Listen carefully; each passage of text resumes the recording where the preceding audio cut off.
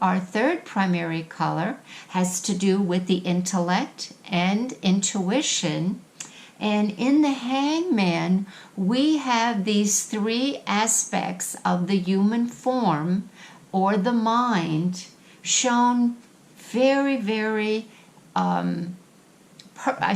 perfectly depicted of the colors, the red, the blue, and the yellow.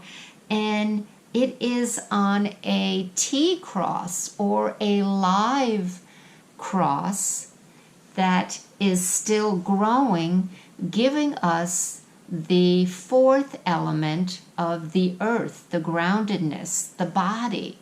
So the Hangman helps us to understand the three parts of ourselves very well. Of course, that isn't the interpretation of the Hangman, but you can see how he needs to understand and use the spirit of the red and the soul of the unconscious, or the male and female, to bring the greater understanding in the mind that he becomes enlightened with when he blends the two opposites within himself. That is shown in the halo and the way his hair is now letting go of what no longer served him, or what was misunderstood or false knowledge. And of course, we'll talk about more of that later. But I just wanted to give you that the three primary colors have to do with the core issues of the tarot. Now, the next color is a secondary color, and it has to do with blending of the primary colors. And we're going to go to orange, because orange is made up of red and yellow.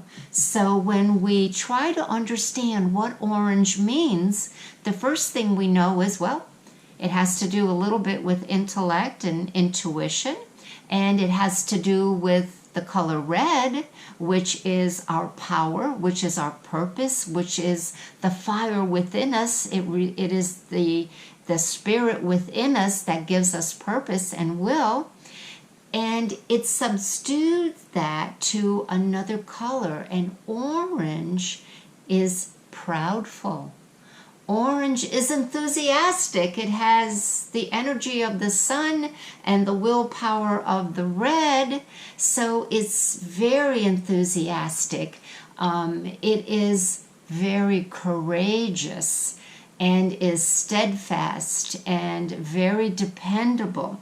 So where is it depicted in the tarot as I continue here?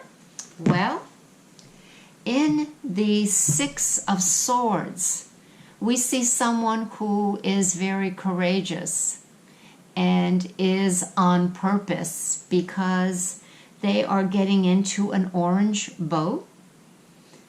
Let's say the ferryman that is getting them across the emotions of the water is also an orange. And what we may perceive as a female next to a child is also draped in orange. So there is pride in realizing that we have to take ourselves out of a situation, cross the emotional aspect of it, and go to a different shore. And that takes a lot of courage, and it's certainly depicted here in this card. Now, we also see the orange in the back of the Emperor.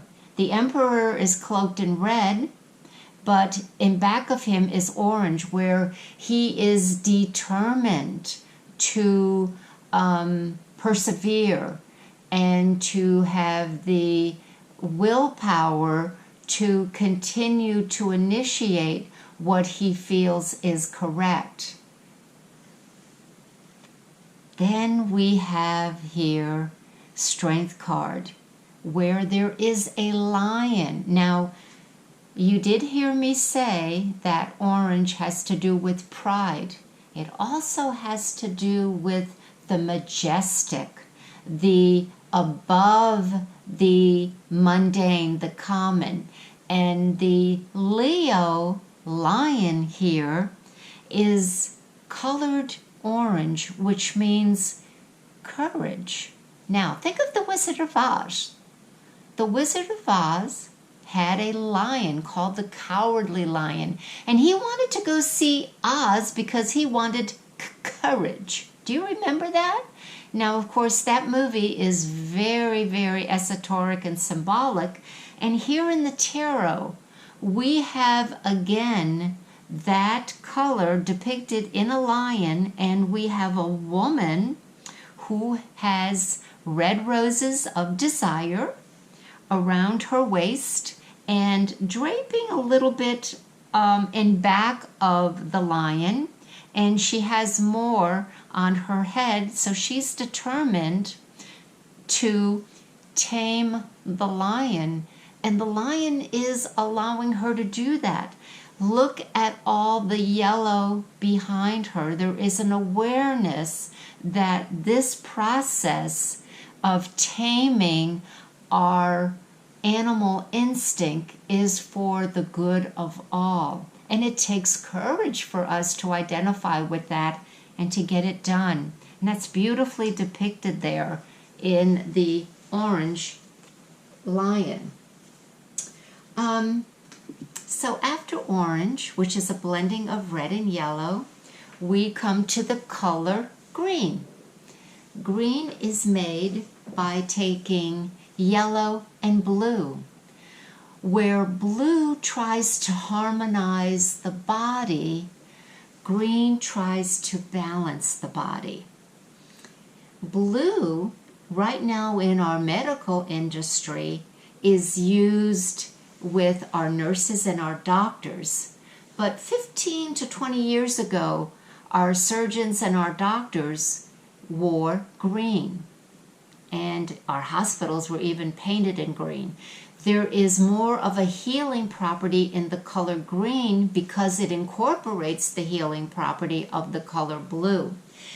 Of course, green has to do with fertility, has to do with growth, it has to do with new beginnings, it has to do with prosperity, it has to do with lady luck. Green is always seeking to transform into a more luscious, purposeful addition. Again, it's expansive and it is growing. Now, in the tarot, we see green.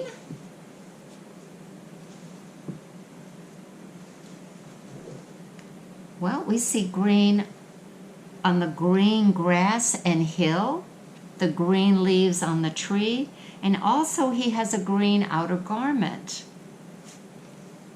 Of course, we have it in the Empress. She has to do with fertility, growth, giving birth, lots of trees also as well. Also here where we started in the High Priestess, the water in back of the veil, that stream of consciousness, also went into the next card, the 3, because now we have a waterfall.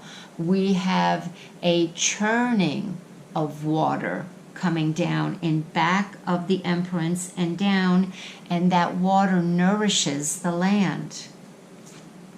And of course we have the victory wreath. We have the cosmic egg, which is always starting and beginnings, and there is no beginning and no end in this wreath, but it does have the drape of the red, so the power of the energy of the spirit to create new life and encourage it. So that is the property of the green element. All right, next, after green, we are going to create another secondary color, and that is purple. Purple is created when we take red and blue. Now let's recall what I said about red and blue. Red has to do with the masculine active energy, It is positive. And of course we have blue, which is the feminine, receptive, negative energy, and it has to do with the unconscious mind. So we're blending those two energies together, and we have purple.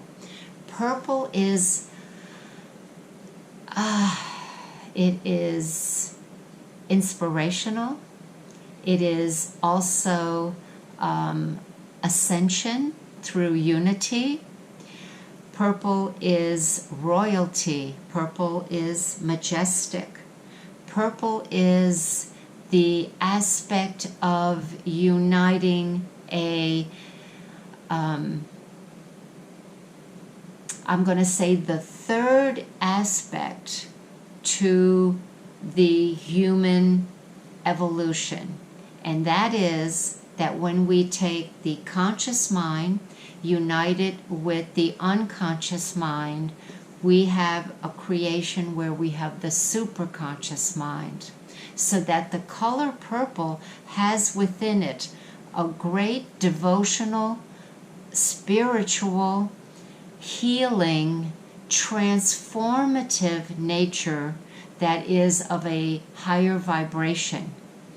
Think of Easter and Catholicism, and that'll give us another clue of the power of the purple. During that time, the Catholic priests will wear the color purple. We also see the shawl draped over the Christ, and what it is symbolically telling us or representing is that the victory of the resurrection of Jesus Christ. He